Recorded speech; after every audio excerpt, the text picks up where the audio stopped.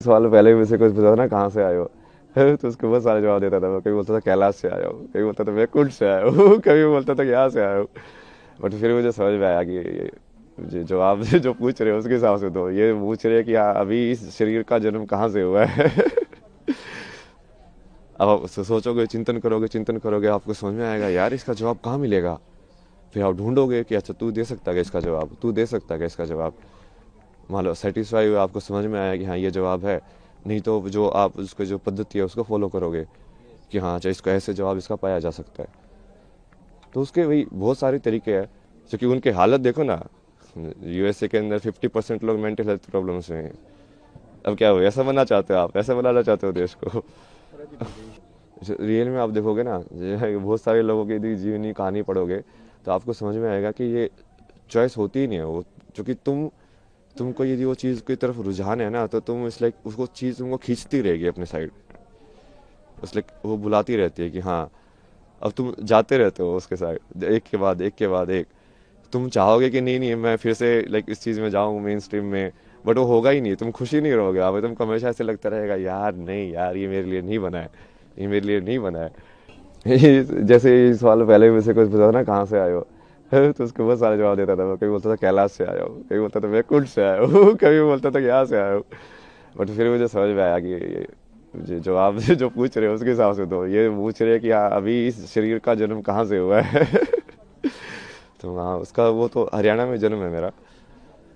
हरियाणा में झज्जर जो ज़िला है। तो स्कूलिंग वगैरह वहाँ से हुई। फिर उसके बाद पढ़ाई के लिए जैसे जेई वगैरह एग्ज़ाम की तैयारी की। तो तैयारी करने के बाद फिर मुंबई गए, IT Mumbai, aerospace engineering. Aerospace engineering के बाद वही उसको ऐसे समझ में आया कि ये आधा अधूरा ही है, कि इससे तुमको क्या मिलेगा। मतलब ठीक है पैसे तो मिल जाएंगे, बट वो क्या तुम वो वाली चीज़ पूरी लाइफ भर कर सकते हो क्या सेम? अब वो लाइफ भर यदि नहीं कर सकते हो, मतलब तुम उब जाओगे इस चीज़ से। तो मेरे को वैसा चाहिए था, लाइक पूरा जॉब, लाइक हाँ ऐसी चीज़ मुझे मिल जाए जो मैं करता रहूँ, बस मज़ा आता रहे, लाइफ चली जाए पूरी है। और उसकी खोज में तुम निकलते गए, फिर जैसे मीनिंग ऑफ लाइफ तुम ढूंढते रहते हो, यार ये लाइफ का मतलब क्या है, मुझे क्या करना चाहिए। आगे बढ़ते जाते हो, आगे बढ़ते जाते हो। उसमें बहुत सारे ऐसे रास्ते आए, बहुत सारी चीज़ें हुई बीच बीच में, यहाँ वहाँ मोड़ आए बहुत सारे।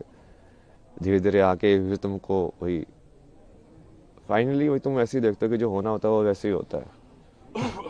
तो वैसे ही हुआ, सत्य तक पहुंचा मैं जैसे भी पहुंचा। लड़खड़ा के भटक भटक के। फिर उसके बाद अभी तो जैसे फिर उसको समझ में आया कि अभी जो भारत का जितना भी ये वैदिक जो ज्ञान बोलते हैं या पुराना जो संस्कृति ज्ञान बोलते हैं, वो सारा का सारा उसी के ऊपर डिपेंडेंट है। मतलब अपने जितने भी हैं ये नाट्य शास्त्र या जो भी बनाए गए हैं, वो सब आध्यात्म को केंद्र बिंदु लेके बनाए गए हैं। सब राग जो डिज़ाइन हुए हैं, म्यूज़िक से लेके परफॉर्मेंस से लेके, फिर रहन सहन से लेके, फिर जो जो परिवार का जो विधि है, शादी का विधि है, संस्कार जो होते हैं बच्चों के सारे ये उस चीज़ को केंद्र बिंदु लेके डिज़ाइन किए गए हैं पूरा सिस्टम। जो पूरा जो जैसे आश्रम की व्यवस्था थी पहले कि हाँ ब्रह्मचर्य आश्रम होगा, गृहस्थ आश्रम होगा, तो वो पूरा वैसे ही उन्होंने बनाया है कि अब इस माया में तुम कैसे डिज़ाइन करो कि वो आध्यात्म वाला जो कनेक्शन है वो बना रहे, कि लोग खो ना जाए ज़्यादा। क्योंकि माया को तुम हटा नहीं सकते हो, क्योंकि वो माया बनी हुई इसलिए एंजॉय करने के लिए, उसको जीने के लिए। बट वो यदि कनेक्शन टूट जाएगा, जो कि अभी काफ़ी टूटा हुआ है, अभी लोगों को वही लगता है कि ये सब अलग अलग है। अलग अलग नहीं है, वही की चीज़ है वो। ऐसे ऐसे कौन क्या कैसा अध्यात्म है, और कौन सी चीज़ें जिसने आपको ट्रिगर किया अध्यात्म में, इस स्पिरिचुअलिटी को? ऐसा तो कुछ नहीं है ना जिसने ट्रिगर किया स्पेसिफिकली, लाइक अलग अलग थे चीज़ें जो अलग अलग मोमेंट के लिए किस ट्रिगर मोमेंट करते पे गए। जुड़ाव आया अध्यात्म की, अब अध्यात्म में जाना है, क्या हुआ ऐसा? मतलब आध्यात्म आप किसको बोल रहे हो? उसके ऊपर है ना जवाब। अब यदि तुम वैसे देखो तो किसी चीज़ सवाल के बारे में सोचना, बैठ के चिंतन करना, वो भी अध्यात्म ही है। चाहे मैंने कुछ भी पढ़ा हो या नहीं पढ़ा हो, शंकराचार्य को पढ़ा नहीं हो, विवेकानंद को पढ़ा नहीं पढ़ा हो, यदि मैं अपने में ही बैठ के सोच रहा हूँ, बैठ के जैसे रमना महर्षि थे, उनके दिमाग में एक दिन ये ख्याल आया कि ये मौत क्या होती है। तो बैठ के उस मौत को देखने लगे यार कि अच्छा ये है क्या ये। तो उनको ज्ञान की प्राप्ति हो गई। अब आप क्या बोलोगे, क्या ट्रिगर था उसका, वो क्या जरूरी थी? कुछ जरूरी नहीं थी। क्योंकि वो करने वाला तो अब वो अध्यात्म से रिलेटेड थे क्या नहीं थे, नहीं उन्होंने तो ऐसा कोई वो साधना नहीं की, कुछ संन्यास नहीं लिया, कुछ नहीं किया। तो उसमें भी वही है कि आप उस चीज़ को अलग करके देखोगे कि हाँ अध्यात्म में आ गए हो, ऐसा कुछ नहीं है। जो भी इंसान ईमानदारी से सवाल करता है, मतलब सत्यनिष्ठा के साथ कि हाँ अब मुझे इस चीज़ को जानना ही है, चाहे वो मैथमेटिक्स हो, चाहे वो कोई फिजिसिस्ट हो, चाहे कोई कैसा भी साइंटिस्ट हो, वो बोलेगा कि नहीं नहीं मुझे इस पूरे सत्य को जानना है, तो वो वही चीज़ में पहुंचेगा फाइनली। महाराज जी, ऐसी कौन सी चीज़ है आज की पीढ़ी का जो आध्यात्म से एक अलग वो होता जा रहा है, उसको लेकर के क्या कहेंगे, क्या दृष्टिकोण है आध्यात्म का? क्या चीज़ है जो इस पीढ़ी को अध्यात्म से अलग कर रही है? और दृष्टिकोण क्या होना चाहिए? दृष्टिकोण तो यही होना चाहिए कि ये सब उसी के ऊपर ही बेस है, कि जो बेस है वो आध्यात्म ही है। जो जिस चीज़ को तुम, जहाँ पे हम जी रहे हैं उस जिंदगी में, यदि तुम्हारे पास यही सवाल नहीं आया कि मृत्यु के बाद क्या होना है मेरा, और ये मैं जन्म से पहले क्या था, मैं कुछ था कि नहीं था, तो इस सवाल के बारे में तो सोचोगे ना। बुद्ध को यही तो सवाल आए थे चार, लाइक ये बूढ़ा क्यों होता है, ये इंसान मरने के बाद क्या होता है, ये मृत्यु क्या होती है।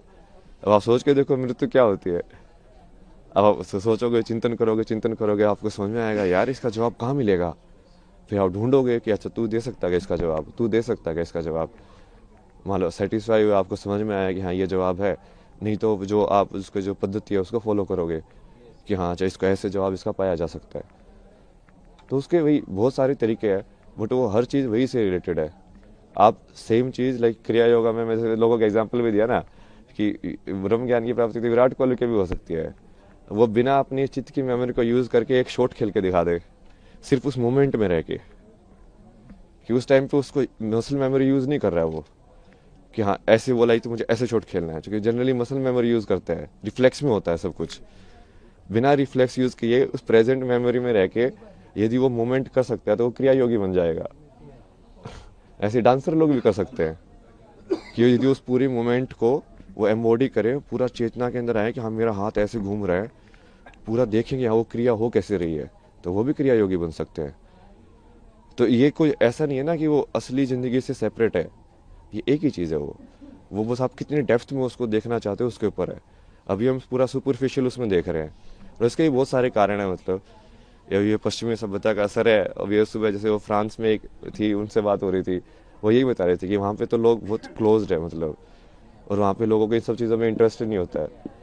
लाइक सब इंडिविजुअलिटी में और लाइक मटेरियलिज्म को और के चक्कर में पड़े रहते हैं, जो थोड़ा बहुत असर हमारे ऊपर भी हो गया है। क्योंकि वो अब हम हमारे पर वो राज करके गए थे, हमारे अंदर इन्फीरियरिटी कॉम्प्लेक्स आ गया कि इनके अंदर कुछ तो बढ़िया होगा जिसकी वजह से ये हमसे पावरफुल बन पाए। तो हम फिर वो चीज़ को उसके पीछे पड़े हुए कि इनके पास जो था हम भी वही चीज़ सीखें ताकि वो चीज़ रिपीट ना हो। लेकिन वो सही अप्रोच नहीं है, क्योंकि उनकी हालत देखो ना, यूएसए के अंदर 50% लोग मेंटल हेल्थ प्रॉब्लम्स में हैं। अब क्या हो, ऐसा बनना चाहते हो आप, ऐसा बनाना चाहते हो देश को? महाराज जी, विदेशी जो होते हैं वो आध्यात्म की ओर आ रहे हैं, हमारे यहाँ आ रहे हैं, लेकिन जो हमारे लोग हैं वो कहीं ना कहीं विदेशी परंपरा को अपना रहे हैं, ऐसा क्यों? ये यही है ना, उसकी वजह से वो ये अब जैसे आपके ऊपर मान लो कोई आपसे ज़्यादा ताकतवर है, तो आप सोचोगे यार इसके पास ऐसी कौन सी शक्ति है कि इसको ज़्यादा ताकतवर बना रही है मेरे से, तो आपका भी रुझान उसी की साइड होगा। तो आप सोचोगे यार ये लोग साइंस पढ़ के, ये एटम बम बना के, हथियार बना के ये दुनिया पे राज कर सकते हैं, तो मैं इससे बड़ा हथियार बनाऊं। तो सब उसी रेस में पड़ जाते हैं फिर वो, और उस रेस का तो कोई अंत ही नहीं है भाई। जी।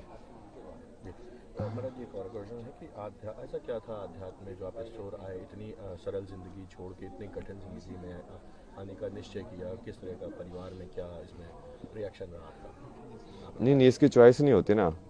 रियल में आप देखोगे ना, बहुत सारे लोगों की यदि जीवनी कहानी पढ़ोगे तो आपको समझ में आएगा कि ये चॉइस होती ही नहीं है वो। क्योंकि तुमको यदि वो चीज़ की तरफ रुझान है ना, तो तुम इस लाइक उसको चीज़ तुमको खींचती रहेगी अपने साइड, उस लाइक वो बुलाती रहती है कि हाँ, अब तुम जाते रहते हो उसके साइड, एक के बाद एक के बाद एक। तुम चाहोगे कि नहीं नहीं मैं फिर से लाइक इस चीज़ में जाऊँ मेन स्ट्रीम में, बट वो होगा ही नहीं, तुम खुशी नहीं रहोगे। अब तुमको हमेशा ऐसे लगता रहेगा यार नहीं यार ये मेरे लिए नहीं बना है, ये मेरे लिए नहीं बना है। तुमको कुछ और करना है, तुमको कुछ और करना है। किस तरह की जॉब थी महाराज जी आपकी? क्या जॉब थी आपकी? जॉब तो बहुत सारी अलग अलग टाइप की किया है मैंने। लाइक अभी जो लास्ट जॉब थी वो तो इसमें थी, यूआई यूएक्स के अंदर, ये ऐप्स वगैरह डिज़ाइन करना, वेबसाइट डिज़ाइन करना, इसका फ्लो वगैरह डिज़ाइन करना। उससे पहले जैसे इसमें भी काम किया मैंने, ये ट्रैवल फोटोग्राफी या डिसोर्स करके एक प्रोजेक्ट आईआईटी बॉम्बे का गवर्नमेंट स्पॉन्सर प्रोजेक्ट था। उसमें बेसिकली वो डॉक्यूमेंट करने के लिए इंडियन आर्ट्स एंड क्राफ्ट और हिस्ट्री को, तो उसके थ्रू ऐसे मैं बहुत जगह पे घूमा बहुत सारी चीज़ें डॉक्यूमेंट किए मैंने, पुराने टेम्पल्स लाइक पेंटिंग स्टाइल्स और ये सब। उसके बाद जैसे इसमें भी काम किया मैंने, मैगजीन्स वगैरह में, फिल्म मेकिंग भी की मैंने, डॉक्यूमेंट्री फिल्म्स में मेरी लाइक फिक्शन फिल्म भी है बहुत सारा कंटेंट है भाई। महाकुंभ को लेकर के क्या संदेश देंगे, किस तरह की व्यवस्थाएं लगी आपको, क्या? व्यवस्था तो सही है। अब उसमें मेन जैसे मैं तो ये चाहता हूँ ना कि ये सारी चीज़ें सिर्फ आध्यात्मिकता से लिमिटेड ना हो। यहाँ पे बेसिकली महाकुंभ के अंदर देश के सबसे बड़े बड़े साइंटिस्ट भी आने चाहिए। वो इसरो के साइंटिस्ट वही बैठ के तुम डिस्कस करो ना विज्ञान को, और वो बोलो उन बाबा को कि यदि तुम्हारे पास ज्ञान है तो तुम इस चीज़ का भी जवाब दो तो वो जब चीज़ें मिलेंगी तभी होगा एक साथ वो, कि वो तभी वो समझ में आएगा कि हाँ ये चीज़ें तो जुड़ी हुई हैं। परिचय देना। अभय सिंह हरियाणा से